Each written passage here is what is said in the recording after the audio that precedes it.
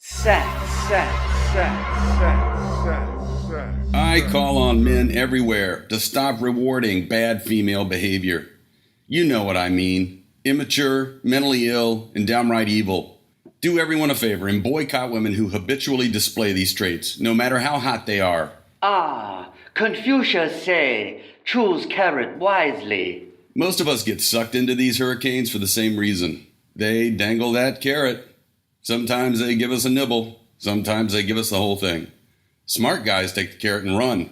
Really smart guys ignore the carrot altogether. Those of us with less than a modicum of sexual intelligence stick around for a meal. We wait for them to grow up, to consider other people's feelings before indulging their own, to learn how to give and receive equal portions of love, to develop that old-fashioned trait known as character. Meanwhile, our assets are plundered. We're under the delusion that it's an investment, but it's not. It's casting our pearl necklaces onto the throats of swine.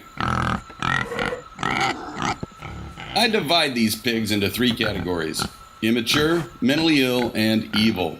There is often overlap between these categories. My use of the word pig may seem harsh, but these women are truly gluttonous with our resources. Besides, men are often called pigs, and I see no good reason to spare women that moniker if and when they work hard to deserve it. By resources, I don't mean money only. I mean also time, energy, and yes, sperm. Every now and then, one of the last slips by the goalie, and voila, we've fathered a child with the girl of our nightmares. More often than not, these women are not equipped to be good mothers. Thus, we have to work twice as hard to make sure our spawn doesn't grow up to worship Satan, or worse, join the Tea Party. We all know these types. They are celebrated, even admired in Pulp Fiction and its cousin, reality TV. I like not having to think for myself. The immature will charm the pants off of us with their little girl personae. We remind them of their fathers, in good ways and in bad. Instead of requiring us to treat them as equals, as mature women might, they encourage us to take control of their lives. By the way, I'm not talking here about young women. There's nothing wrong with being young and immature. I'm talking about adolescent women over 30, lost little girls who haven't a clue unless a man gives them one. We're always there for them in a crisis, and they have a lot of them. When we're in crisis mode, however, they're too busy to be bothered. They come to us for advice, which we love giving. Finally, we think, a woman who values our wisdom. They pick our brains endlessly for help with their tumultuous friendships, families, and careers until we have no more time and energy to put out our own fires. Our lives become about theirs. Can I help you? Yes, I'd like to try on a straitjacket for 2, please. The same thing happens with the mentally ill. I'm talking here about addicts and depressives who refuse to get help. They can suck up our means faster than they can suck down a Cosmo and a line, and that's pretty fast. They become a drug for us as well. When they're up, they want to party all the time. And that means hot, kinky sex, sometimes even threesomes and foursomes with their drunken friends. We become intoxicated by their free spirit until we realize that it's not free at all. Their compulsions have them by the throat. By participating in their madness, we inadvertently tighten the grip. Invariably, there are parties to which we are not invited. Our party girls may come to us then with tearful confessions, and we may forgive them. But from then on, every time they don't answer the phone, we envision them with their legs over another guy's shoulders. Sex is a sedative for these types. When they apologize for their promiscuity by saying, "It didn't mean anything to me," they're telling the truth. Can you come over? Why? I just need someone to talk to. So far, I've been talking about mentally ill hotties at their best. When they crash and burn, as all addicts and depressives do, we may be summoned for suicide watch. They call us in the middle of the night because they can't get to sleep and they don't want to go on living. When we arrive at their stinky abodes at ungodly hours, they may intone the addict's solemn oath. "I will never again do," drug of choice, "as long as I live, so help me God." When we suggest that they get help, they insist that they can do it on their own. They may, in fact, muscle through these dark periods, replacing their drugs of choice with substitutes like food, TV, or us. Recovering addicts will tell you that their insanity didn't cease because they stopped getting high. Sobriety came as a result of a spiritual awakening, which came as a byproduct of working with other recovering addicts. Most will tell you that they could not do it on their own. As for the clinically depressed, they too are often averse to asking for help. They are as stubborn as dogs and cats are about not wanting to swallow their medicine. I don't need a shrink, they may say. I just need a better job, a better boyfriend, a vacation, or anything else that's just over the rainbow. Fellas, it's not worth it. No matter how fun-loving these types are when they're up or how vulnerable they are when they're down, the end result for us will always be heartbreak. Not to mention the strain on our livelihoods, including our own self-esteem and well-being. The most insidious of these loser chicks are the evil ones. By evil, I mean sociopaths, with a sense of entitlement like the Grand Canyon and a conscience like a scorpion at the basin. They have no problem with lying, cheating, stealing, and sometimes killing to claim our booty. You may think I'm exaggerating about killing.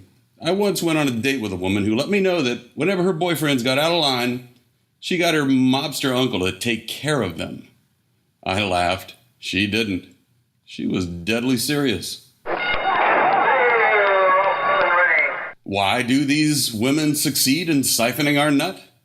Because we let them. A beautiful woman hints that we might have a chance with her vagina, and we're off, like greyhounds chasing a fake rabbit.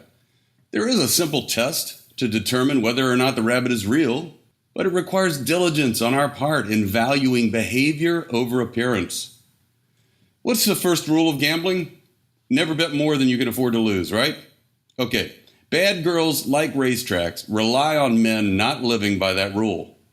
Before offering any woman more than a trifle of your time, energy, money, or semen, ask yourself this question: what has she done to support my mission? Gentlemen, synchronize your watches. What is your mission? Simply put, it's the activity or cause about which you are most passionate. It may be, but probably isn't, your job. More likely, it's what fuels your ability to endure a shitty job.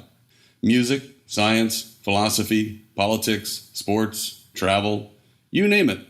Hours pass unnoticed when we're engaged in our mission. It's half of what makes us men. The other half, of course, is our desire for women. But I would argue that our mission must take priority over our search for women. Because a man without a mission is a diamond ring without a diamond. He may be able to attract women with the promise of a diamond, but he won't be able to keep them interested for very long. Bad girls, believe it or not, are not interested in these types of diamonds. They are too self-absorbed to recognize, let alone appreciate, any man's defining qualities. Good women will not only recognize our diamond's worth, they will also increase its value.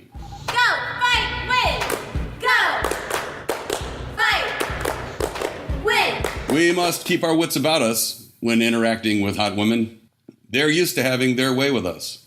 And so we must put them to the test to differentiate the good from the bad. And we do that by remaining mindful of their intentions as we interact with them.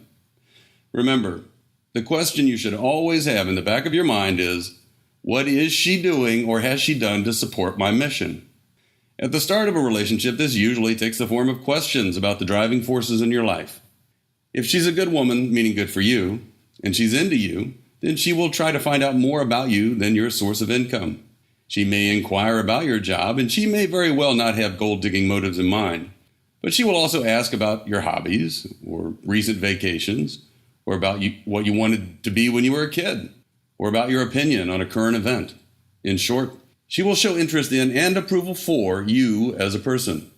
On the contrary, if she demands that you buy her a drink, and then answers your questions while looking around the room, but doesn't ask you a goddamn thing, then no matter how hot or famous she is, she's a bad girl, at least as far as you're concerned. That's not to say that good women won't turn around after showing that they believe in you and play hard to get. But under no circumstances should you ever put up with or continue to pursue a woman who acts like a bitch without first cheering your mission. Oh, shucks, ma'am, you sure are pretty. And that brings me back to the boycott. You're not doing anyone any favors by giving these delinquents access to your valuables. At least not in the long run. They may be better off in the short run, the way that sweaty addicts are better off when you give them a fix. But how much better off are they and society as a whole when addicts are forced to mend their ways? There are a few men out there for whom this isn't even an issue. They see through female bullshit as any adult might see through a child's lies. But most of us acquire this kind of X-ray vision only after many misadventures with these wily predators. I still sometimes get swept away by a woman's physical beauty. When this happens, I use a simple affirmation, something that Forrest Gump might have said, to keep my head above water. Pretty is as pretty does.